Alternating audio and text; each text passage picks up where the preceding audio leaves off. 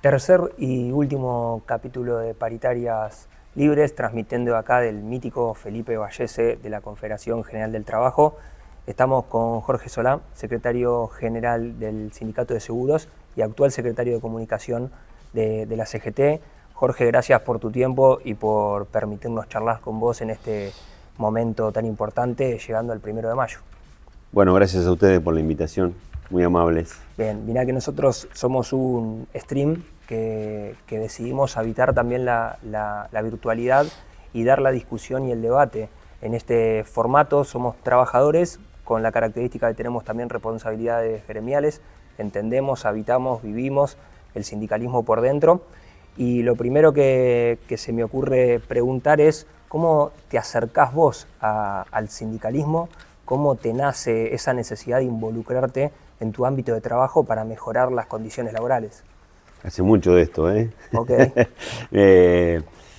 Bueno, yo en realidad soy hijo del ingreso a la democracia. Mi secundaria, gran parte de ella, que con un colegio industrial, pasó bajo el régimen militar y en el 83, en el 80 empecé a militar, digamos, políticamente, interesado por la política, y ingresé a trabajar en varios lugares hasta que en definitiva fue en seguros. Y la militancia política tuvo que ver también con mi incorporación en un momento muy crucial de la actividad, que fue los años 90, donde se perdieron 10.000 puestos de empleo. Yo soy de una ciudad del interior. En esa ciudad del interior había una compañía de seguro, habían dos. En la que no trabajaba yo, la otra cayó la empresa y bueno, nada, yo estaba ahí como referente gremial, no como dirigente, y llevamos adelante la tarea de que los compañeros fueran a demandar sus derechos, a llevar adelante nuestros reclamos ante el gremio, y así me ingresé a un lugar en el que al principio me era refractario porque no entendía muy bien los modos en los que se relacionaban los dirigentes gremiales, y de a poco fui tratando de incorporarme y de capacitarme también para ser un mejor dirigente gremial. Yo en ese entonces estaba estudiando ingeniería en construcciones. Dejé de estudiar ingeniería después de un tiempo largo. Fui profesor de biología, del cual me recibí, y después, mientras era dirigente gremial, estudié Derecho en la Universidad de Rosario, en el cual me recibí, y terminé mi carrera con una diplomatura en Ciencias Políticas y Sociología. A partir de eso, una incorporación plena en la actividad gremial, siempre en el Sindicato del Seguro, desde el interior hacia Capital Federal. Y ahí estamos. Hoy me toca ser secretario general, siendo delegado de base, que es cuando yo empecé. Ya había una actitud tuya de reacción hacia las injusticias, hacia la violencia con los trabajadores, ya sea salarial o física, que te obliga a vos a involucrarte, primero como delegado de base, ¿no? Sí. Y después los trabajadores en su conjunto te eligen como secretario general. ¿Cómo fue ese proceso de llegar desde las bases al alto mando del sindicato? Yo le doy mucha...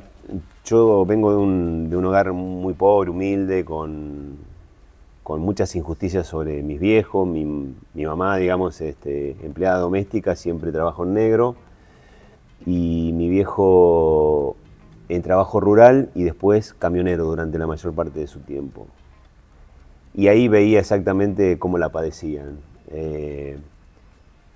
Y eso efectivamente creo que ha marcado siempre mi manera de ver el modo de por qué la justicia social tiene que estar presente en la sociedad. Por necesidades que básicamente yo atravesé, pero también porque la justicia social en algún momento a mí me permitió ser lo que fui después cuando me preparé académicamente, digamos, ¿no? Y vengo de un lugar donde la comida a veces escaseaba. Así que a partir de eso creo que tengo incorporado ese gen, y después pelear por los derechos de los demás. Me parece que en eso no importa el lugar que uno ocupe, a mí me toca hoy ser secretario general, por supuesto que ha sido una búsqueda, pero tiene que ver con una representación de bases.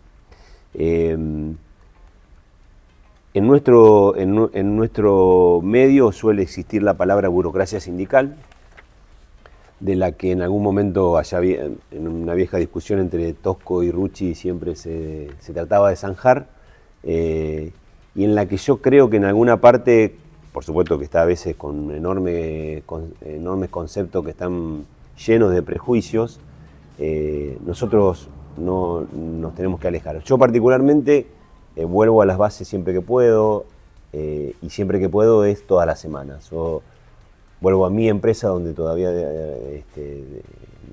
dependo, y en esa empresa sé exactamente quiénes se incorporaron nuevos, quiénes van a ser familia, quiénes no, y eso es también saber qué es lo que está pasando. Ese camino me lleva a recorrer una manera de pensar y de llevar adelante las cosas que hacen que hoy esté en la Secretaría General. No necesariamente es un lugar importante, pero no necesariamente ese es el definitivo. Claro que sí. Es importante lo que remarcás, porque creo que hay mucho desde el mundo que no viene del sindicato, los que no conocen a los gremios, los que no participan del mundo gremial, hablan de burocracia sindical, ahora que en los sindicatos no hay democracia. Hay mucho mito en cuanto al movimiento obrero argentino, pero también hay mucha consistencia en su formación con el modelo sindical argentino, que me parece interesante, no solo analizar, sino también exportar hacia el mundo. Ahora te toca ser secretario de comunicación de la CGT. ¿Qué desafíos crees que la CGT tiene en términos comunicacionales para poder de alguna manera enfrentar esos mitos que instalan desde afuera del movimiento obrero? En principio, los desafíos no solo son comunicacionales, sino que básicamente en su esencia son institucionales. Primero, entender un nuevo mundo del trabajo y una nueva manera de relacionarse entre trabajadores y entre los trabajadores y las instituciones, digamos, y nosotros como representantes de las instituciones. Es un mundo del trabajo que ha cambiado notablemente, no solamente en este siglo, sino desde el principio de este siglo hasta ahora, y post pandemia con mayor profundidad todavía. Con lo cual, la primera cuestión que uno quiere plantear en esto es entender que ese mundo del trabajo tiene necesidades e intereses que efectivamente, con algunas herramientas del cajón con el que nos acercamos a la actividad gremial, no alcanzan. Para eso hay que prepararse y estar abierto. Esta es una sociedad que calla más de lo que escucha, y los dirigentes que representamos, en este caso gremiales, pero también es aplicable a la política, a los representantes sociales de cualquier tipo, deben tener una capacidad de escucha mayor que antes. Y sobre todo de amplitud de mirada sobre el momento en el que estamos pasando. Hay temas como, por ejemplo, la reforma laboral o las miradas sobre los trabajadores de plataforma y demás, que tienen respuesta desde nuestra institucionalidad. Y desde la CGT eso, digamos, es una mirada absolutamente muy profunda que sobrepasa, digamos, esos prejuicios a los que vos antes hablabas. Ahora bien, luego viene lo comunicacional. Es un desafío permanente, porque cada vez que encontrás un modo de comunicar, puede que al año siguiente ya ese modo esté obsoleto, ¿no? Como sucede. Entonces, esto nos implica ayornarnos activamente y encontrar también no solo imágenes, sino voces, conceptos y manera de expresar que también empiecen a atraer a todas esas capas geológicas etarias que se van incorporando año tras año a la actividad laboral. Y es un desafío permanente, que no es que una vez encontrada la solución, vuelvo a insistir, probablemente tengamos que revisarlo para dar con el pulso social que hay en ese momento. Digo, para dar un ejemplo concreto, hace un tiempo cuando yo me iniciaba en el gremio, la posibilidad de comunicar algo era a través de un comunicado en papel que vos llevabas a cada lugar de trabajo, en una oficina, en un escritorio o en un lugar cuando está un operario en una fábrica. Hoy básicamente la manera de comunicarse es a través de los medios digitales, y en esos medios digitales no basta haber encontrado el streaming, el TikTok, sino que tiene que ser el momento y la manera adecuada para que quien está mirando te preste 10 segundos de atención. No 20 minutos, 10 segundos de atención. Sí, también es lo que decís, ahí como que la sociedad o las instituciones, las organizaciones, tienen que entender que la virtualidad de alguna manera es parte de la realidad. Ya no se puede tomar como una herramienta, sino que hay un mundo virtual que forma parte de nuestra realidad concreta del día a día y hay que habitarla. Y me parece bien que la Confederación General del Trabajo también se dé estrategias en ese sentido. Y este tema me lleva a pensar en Milei, Sí. en un tipo que usó las redes sociales para llegar al poder, que de alguna manera acertó porque terminó ganando las elecciones, pero que después tomó medidas que no parecen innovadoras ni nuevas, sino que siguen siendo las medidas económicas que golpean al salario de los trabajadores. Uh-huh. ¿En qué acertó él para poder conectar? ¿O crees que fue por ahí un error de parte de la cosmovisión peronista que no pudo lograr constituir un frente sólido? ¿Y qué evaluación sobre el modelo económico que está llevando este gobierno haces? Hoy la política, digamos, mira, se maneja con dos conceptos muy importantes. Uno es la ira, que se utiliza como virtud. Todo aquel que se enoja es bienvenido al mundo digital. Todo aquel que dice algo cruel, despectivo, es bienvenido. ¿Por qué? Porque a su vez lo maneja el otro concepto que es el algoritmo. Digo barbaridades, me lleva a que toda la gente me dé el like, me gusta, y alguien se olvida de pensar. Tenemos que recordar que la política es el arte de lo posible para poder imaginar un mundo mejor de los que hoy están en este país.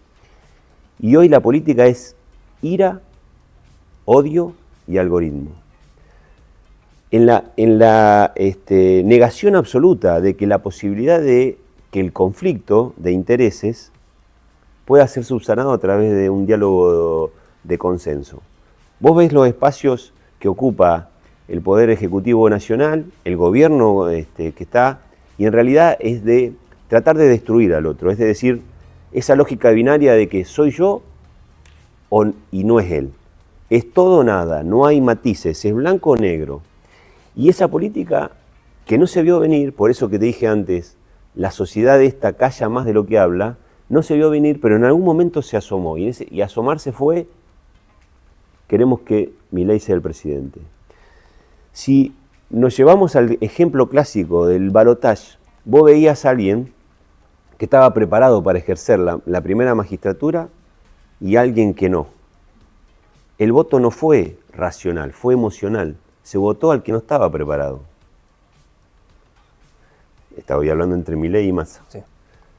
Efectivamente ahí, otra vez la política se volvió en esa no es una virtud, en ese concepto que tiene, que lo emocional, lo de la ira, termina dando más resultado que lo racional. No digo que lo hayan votado sean irracionales, sino que empezó a funcionar una cosa que no estaba vista hasta ese momento. Errores que puede haber de todos. Lo primero es no haberla visto venir. Nuestra obligación, por eso decía, nuestra obligación como dirigentes es tratar de tener el pulso de lo que está pasando en las bases. Si lo perdés, si no sabés, si no te importa lo que callan, ya estamos en un problema. Y a la política no le importó lo que callaban. Y en un momento dijo, bueno, el presidente va a ser Milei. Un presidente que fue legítimamente electo, legalmente ejerce su poder, pero que efectivamente viene llevando adelante una política económica a contrapelo de lo que los derechos de los trabajadores necesitan. ¿Y cuáles son los derechos de los trabajadores? Bueno, los mismos de siempre. Que tengamos mayores empleos, de mejor calidad, con mejores derechos y mejores salarios. En estos últimos 15, 16 meses lo que hemos tenido es pérdida de empleo, pérdida de poder adquisitivo, no hay inversión productiva. Si vos lees o escuchás los discursos, en esta suerte de éxtasis financiero que hay, se habla sobre cómo poder hacer dinero a través del carry trade, es decir, del juego financiero, pero no cómo atraer la inversión financiera, la inversión productiva, perdón. Y para los trabajadores, todo lo financiero nos pasa al costado, no lo vemos. Es una son gráficos donde se ve cómo el dólar va, viene, cómo ganan las bolsas, cómo pierden las bolsas, pero lo que necesitan los laburantes, formales e informales, y aquellos que están en el desempleo, es inversión productiva para que genere empleo. Y en eso hay que hacer una asociación estratégica entre los que tienen la capacidad de invertir productivamente, pequeñas y medianas empresas, grandes empresarios, micropymes, y la fuerza del trabajo, es decir, los trabajadores. En esa asociación estratégica, con un Estado eficiente, inteligente y eficaz, creo que tenemos una oportunidad. Este gobierno todavía no acertó a ninguno de los planes económicos que propuso, porque esta no es la fase 3. Este es el plan número 3 económico. Los otros dos fallaron. Y no hay certidumbre de que acierten. Entonces, es una problemática que a los trabajadores nos sobrepasa. No tenemos la posibilidad de sentarnos a dialogar con el gobierno porque no tenemos esa ida y vuelta que tendríamos que tener, sea cual sea la afinidad ideológica que se tenga. Hoy están rotos los canales de diálogo por parte de ellos. Pero no importaría que sean ellos los que estén por 4 años y la afinidad ideológica del otro lado a la hora de debatir sobre la filosofía política de cada uno no coincidamos. Lo que sí tienen que saber es que ellos representan los intereses de los que lo votaron y de los que no lo votaron. Y nosotros representamos los intereses de los trabajadores. Muchos de esos trabajadores votantes de ese gobierno. Sí. Y de esos mismos intereses nos están diciendo, miren muchachos, yo me quedé sin laburo. Muy claro, Jorge, y retomo esto de que decías que a los trabajadores la ven pasar por el costado. La única lógica financiera que lo toca a los trabajadores es la de la apuesta ilegal, la de la ludopatía, la de perderse sus ahorros en algún sueño financiero, pero vos decías, necesitan trabajo, empleo, y eso se genera con inversión productiva. Ese modelo de país de producción, desarrollo y trabajo, ¿es responsabilidad del movimiento obrero construirlo con la política o es responsabilidad del movimiento obrero marcarlo, defenderlo, pero después hay una instancia que tiene que resolver los cuadros políticos o la política en sí? Es una responsabilidad compartida de todos los argentinos. Nombraste dos cosas que a mí me preocupan mucho, que es precisamente los atajos que se buscan para dos conceptos que en la sociedad argentina han desaparecido como importantes. Uno es la del progreso y el otro de la movilidad social ascendente. Entonces, lo que se buscan son atajos para obtener el dinero de una manera rápida. Por ejemplo, en las plataformas de juego, ¿no? Antes existía, y cuando digo antes, no estoy hablando del siglo pasado, estoy hablando de no hace mucho, de este siglo, pero a principios de esto, la posibilidad de que la educación te salvara a vos del lugar de donde venías. Di el ejemplo de donde vengo yo. Mis padres no terminaron la primaria, mi hermana no terminó la secundaria, sin embargo yo terminé los estudios terciarios. Porque había un concepto, que sigue estándolo todavía, pero en menor medida, de que la movilidad social ascendente, poder estudiar para que tengas la posibilidad de conseguir una profesión, un empleo y después entrar en un lugar con derechos y ahí transitar tu vida. Eso hoy no existe, existen otros atajos. Es una mirada que tenemos que tener sobre la sociedad en toda. Y ese concepto de movilidad social ascendente y ese concepto de progreso fue perdida de hace tiempo. Y hoy se valoriza el concepto de la meritocracia, pero de la mal entendida meritocracia. Todo el mundo cree y sabe que debe tener méritos para conseguir los beneficios que merece. Pero antes, cuando alguien no lograba no tenía algún logro, los perdedores eran dignos. ¿Qué quiero decir con esto? Iban a volver a prepararse para tener esa oportunidad y ser mejores. Hoy la meritocracia que se pregona desde un lugar, vuelvo a insistir, de odio, es la de perdedores indignados y de ganadores arrogantes. Perdedores que están indignados. Vos ves a alguien que no tiene un derecho y no es alguien que reclama el derecho, es alguien que está indignado con que alguien no cumplió.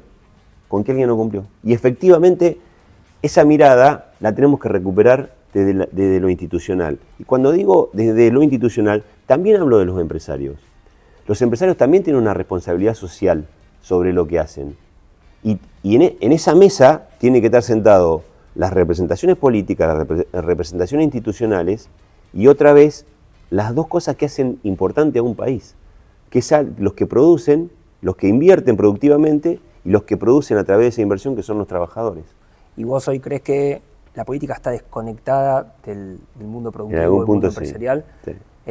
Está como peleada con el empresariado y se pueden retomar esos puentes. Yo ahí veo la capacidad de la Confederación General del Trabajo en poder hacerlo. Tengo mis dudas con la oposición actual a este gobierno que pueda volver a atender esos puentes con la parte productiva del país. Yo creo que sí, que el movimiento obrero, no la Confederación General del Trabajo sola, porque si no la ponemos en esta casa nada más. Okay. ¿Sí? Más amplia. El movimiento obrero creo que puede ser un articulador muy importante de lo que necesita este país. Desprovisto inclusive de ideologías. Yo creo que lo que hay enfrente, digamos, la búsqueda de la quita de derechos, la búsqueda de ir por sobre los derechos conseguidos porque el respeto hacia los demás no se ha tenido en cuenta, necesita del armado enfrente de 5 o 6 puntos básicos que nos encuentren a todos en el mismo lugar. Si no, cada uno de los partidos van a terminar siendo testimoniales. Si no, el peronismo va a terminar siendo testimonial, el radicalismo va camino a ser testimonial, el socialismo termina siendo una rama del PRO. Entonces, en ese sentido digo, otra vez, tenemos la suficiente intelectualidad como para poder sentarnos y pensar que un país es posible. Hay gente que está resentida con esto porque le falta un derecho, porque hay una necesidad. Hay que convencerlas de que tenemos que volver otra vez a la base, que que alguien pueda nacer en este país, poder estudiar, poder conseguir un trabajo, poder tener dignidad, es mucho más importante que encontrar caminos de atajo que te lleven a éxitos fáciles y muchas veces imposibles de mantener en el tiempo. Para eso se necesita una mirada que va más allá de los egos. Acá lo que veo es que la política a veces se encierra en sus propios egos y esos egocentrismos no permiten construir la verdad absoluta. Y la verdad absoluta no es la de una persona, es la variedad de opiniones que podamos ir formando para llegar lo más cerca posible a la verdad que el país necesita. Es la forma de construir. Nadie aquí está tan iluminado que es capaz de decir, este es el camino por el cual tenemos que ir. Necesitamos que todos nos vayan acompañando. Y que todos nos vayan acompañando significa todos. Y cuando digo todos, digo aún sin que sean de un partido específico. Hay algo que nos llegó rápidamente a todos, yo por lo menos lo uso a diario, que es la inteligencia artificial, en menor medida. Obviamente que hay producciones audiovisuales de programas enteros en inteligencia artificial, y promete esa inteligencia artificial deshacer el trabajo humano. Y del otro lado también, de líneas más liberales, lo que te proponen es, la gente no tiene que trabajar, o sea, la dignidad es que la gente trabaje menos y se construye alguna renta universal para poder distribuir la riqueza y que todas las personas puedan vivir sin trabajar o trabajar lo menos posible. ¿Qué te pasa cuando ves estos discursos que tanto del avance tecnológico o de una vida sin trabajo saca al trabajo como ordenador? ¿Qué nos va a ordenar a los seres humanos si no es el trabajo? Bueno, en principio, digamos, es una gran problemática porque el individualismo radicalizado va en contra del mismo concepto del trabajo como ordenador social. Hay algo que falta para que se arme una amalgama social. Si uno cree, como yo suele haber estos discursos que dicen, bueno, vos tenés que ser el empresario de tú mismo. Esto quiere decir, no tengas un trabajo porque vas a poder manejar tus horarios, tu ingreso. Sí, bueno, sos alguien de Rappi que tiene que laburar 16 horas por día y no tiene un solo derecho de seguridad social. Entonces eso digo es, la inteligencia artificial tiene que ser como vos bien decís, está incorporada en nuestras vidas, tiene que ser una oportunidad para que el hombre trabaje de manera más eficaz y con menor esfuerzo. Que el esfuerzo, como siempre sucedió en la historia del ser humano, lo realicen las máquinas y no el hombre. Para eso necesitamos capacitar. Pero para que en la Argentina podamos hablar de inteligencia artificial como algo que reemplaza al ser humano, mirá, tenemos un 55% de pobreza. Es imposible empezar a pensar en eso primero. Los que piensen, como suele suceder también en una parte de esta sociedad y de la sociedad mundial, van a ser solamente los que tienen el poder y el tiempo de pensar en eso. Si nosotros nos corremos de este lugar, bajamos al llano y le decimos a la gente que piensan de la inteligencia artificial, te van a responder probablemente ese 50 y pico % de pobres, mirá, primero flaco no tengo para morfar, así que la inteligencia artificial, si me soluciona la vida de otra manera, bienvenida sea. Nosotros que tenemos la obligación de ver que cambian las modalidades de trabajo, también tenemos que ir incorporando eso. Las dos tareas son importantes, la social y la de adaptarnos al nuevo mundo laboral. Doy un ejemplo. En el sindicato del seguro, mi sindicato, tenemos una fundación de inteligencia artificial donde tenemos un acuerdo con el laboratorio de inteligencia artificial de la UBA, donde estamos monitoreando todas las funciones y trabajos que se realizan en el mundo de los servicios del seguro. Porque sabemos que, primero, que va a haber menos trabajo. Segundo, que nuestros trabajadores, los que están y los que vienen, van a tener que tener nuevas capacidades y nuevas habilidades.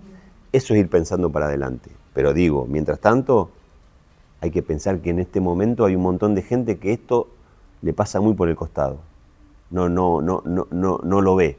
Nosotros como responsabilidad tenemos que incorporar que la inteligencia artificial tiene que ser no alguien que suplante al ser humano, sino muy por el contrario, alguien que lo ayude a hacer sus tareas de una manera más fácil y más eficiente. Lo de la renta universal básica es muy socialdemócrata y de poca probable puesta en marcha en países, sobre todo de América Latina, donde con gobiernos de este sentido, donde se aleja absolutamente cualquier participación del Estado y que cada uno se salve como se pueda, pueda ser posible. Me parece que como medida en algunos países con sus características puede ser llevado adelante. En América Latina lo veo inviable. Es inviable. Y hablando de América Latina no podemos referirnos al paso a la inmortalidad de nuestro querido Papa Francisco, el cual decía que este sistema no solo generaba explotados, sino que además generaba descartados y excluidos. Y nosotros tenemos en Argentina la Unión de Trabajadores de la Economía Popular, la cual ustedes desde la CGT han tendido puentes, han trabajado. ¿Cómo viene esa relación? ¿Cómo queda esa relación después de la muerte del Papa? ¿Y qué pensás sobre todo ese mundo informal que hoy habita la Argentina? Yo tengo el mayor de los respetos con la UTEP. Hemos, desde el principio, desde que yo tenía relación con el gringo Castro, transitábamos la posibilidad, era secretario general en ese momento Juan Carlos Smith, de que la UTEP se incorporara a la CGT. ¿Por qué? No como una cuestión institucional, sino por la mirada que tenemos que tener sobre las nuevas modalidades del trabajo. Y la economía popular no son los piqueteros como normalmente se los suele identificar. No, son trabajadores y trabajadoras que tienen una manera de llevar adelante la tarea del trabajo diario a través precisamente de generar eventos que están relacionados con la economía popular, es decir, con autosustentabilidad, con cooperativas, con mutualidades, como era el origen del trabajo. Y esto en la Argentina se dio de una manera que, por suerte, pudo ser organizada a través de la Unión de Trabajadores de la Economía Popular. Con lo cual para nosotros es una realidad que vino para quedarse. Porque no es que los queremos sacar de ahí para traerlo al mundo formal, al mundo del trabajo formal, sino que muchos de ellos ya armaron ese trabajo como algo que no solamente son de ellos, sino que los trasciende a ellos y van a la próxima generación. La relación institucional está en un momento óptimo, digamos. Los tenemos incorporados y los hemos ayudado también en lo que podamos a armar su propia agremiación y encontrar también calidades y cualidades que esas instituciones puedan dar a sus asociados. El Papa Francisco tiene mucho que ver en esto porque en sus palabras, en su pensamiento, tiene la búsqueda también de darle una cobertura de derechos y sociales a todos los trabajadores, y con más razón todavía a los excluidos. Y muchos de estos trabajadores de la economía popular fueron excluidos totalmente y hoy empezaron a ver ahí un pedazo de cómo incorporarse a la sociedad toda. Hay una frase que siempre la repito y que siempre me quedó muy fuerte, lo de Francisco, tiene 1000, va a ser como el Diego, digamos, va a ser, viste, que al Diego siempre le van a decir cosas, pero el Papa tiene algunas, y él siempre decía de ir dice, si querés ver dónde está la necesidad, si querés ver dónde está la falta de derecho, andá a la periferia, andá a los márgenes. Y recuerdo la última vez, tuve la suerte de ir a visitarlo a Roma el año pasado, y recuerdo que nos repitió esto, y otra vez, la responsabilidad que tenemos los dirigentes de ir a los márgenes. Cuando iniciamos esta charla, vos me dijiste, bueno, ¿cómo lo ves al gremialismo? Bueno, precisamente es eso, ir a los márgenes es ir a las bases. Y acá ir a los márgenes es a donde están las necesidades, que son los pibes que no morfan, que no estudian, los padres con su problemática de no poder saciar esas necesidades, y después atravesados todo por algo que es aún más dramático, que es el narco, que ha ocupado lugares donde antes estaba el Estado, y que ha ocupado lugares donde antes estaba en el Estado, o estaba la iglesia, o estaba el sindicato, y hoy no está, hoy está el narco. Y remarcabas la importancia de la dirigencia de escuchar, como si la dirigencia necesitaría entender de nuevo a la sociedad, o tratar de interpretar lo que está pidiendo la sociedad para construir un proyecto de país que nos incluya a todos. Estamos llegando ya al final de la nota, te volvemos a agradecer a todos los compañeros por esta charla, por este tiempo. Estamos en el marco del 1 de mayo, hay un plan de acción activado por parte de la CGT. ¿Cómo lo ves? ¿Cómo lo evaluás? ¿Y cómo sigue? ¿Es un plan para tender puentes con el gobierno en el sentido de diálogo, tratar de hacerles entender que tienen que dialogar con el sector de los trabajadores organizados? ¿Y hay algún indicio de eso, de que el gobierno escuche? En principio venimos sosteniendo, digamos, las banderas.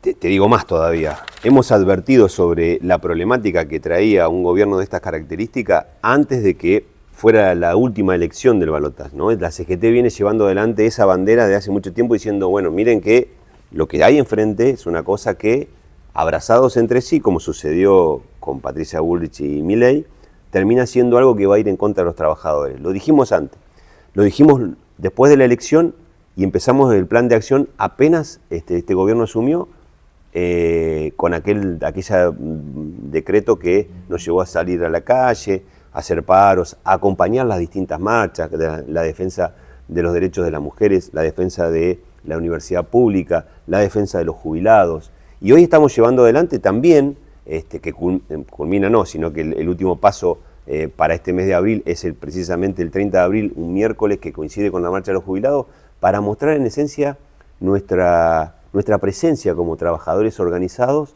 con unos reclamos que se los hemos hecho saber al gobierno de 1000 maneras diferentes, de maneras institucionales, de maneras comunicacionales, por terceras personas.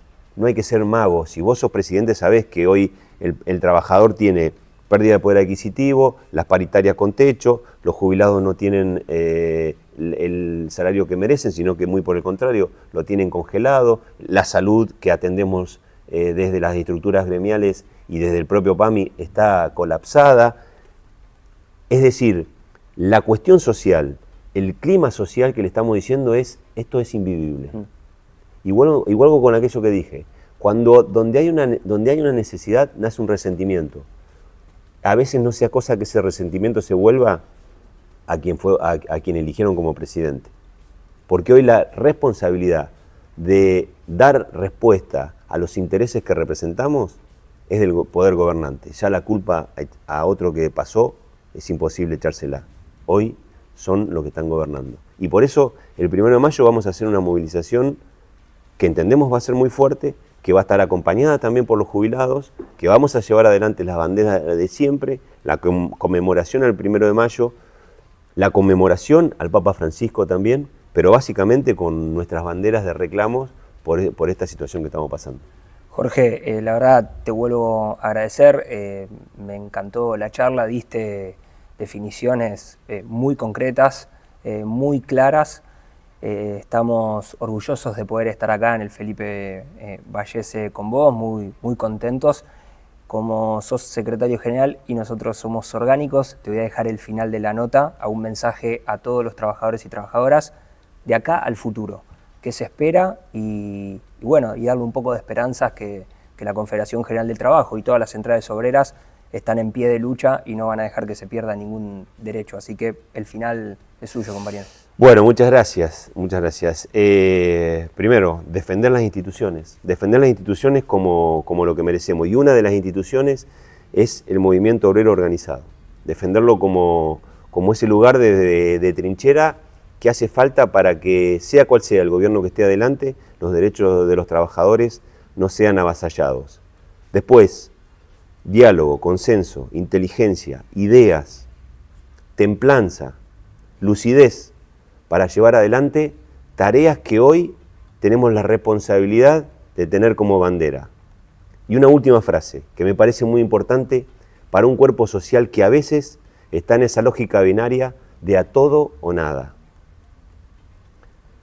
Una muestra de inteligencia es tan importante como que en un mismo cuerpo social convivan muchas ideas diferentes y aún así a la sociedad le vaya bien. La mayor muestra de inteligencia está en esa convivencia. Gracias.